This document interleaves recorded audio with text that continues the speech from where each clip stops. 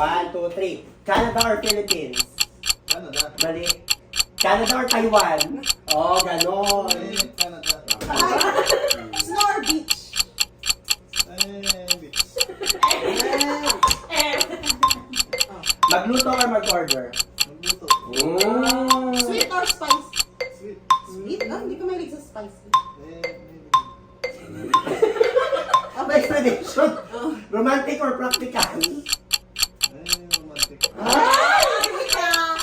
Favorite bonding moment with what? Okay. Iba na ngayon kasi. Iba na talaga. Secret to a happy marriage.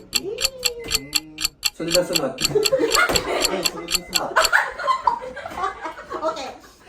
One word to describe you as a husband.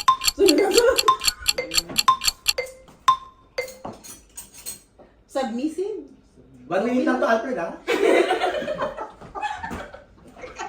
Magulong na ako doon. Hindi. One word. Hindi naman daw Mr. Canada. One word na nag-describe sa'yo as a husband. Anong klase kang husband? Ganon. Nagalit siya.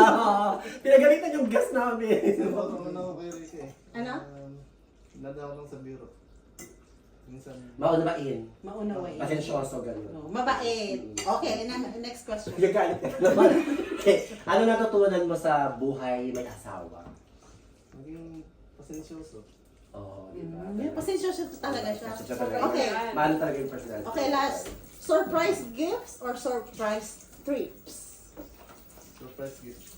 Okay, Feeling ko Rita. hindi niya pinag talaga yung surprise trip kasi parang sila mag-drive.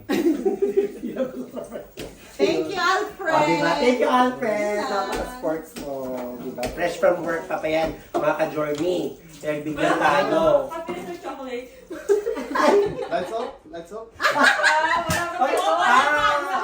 Yun pala yung hinihintay yung mga talo eh. Wholesome to eh. Wholesome kami. Ha? Wholesome tayo. Thank you for this beautiful journey. Thank you for the love you give and the mountain will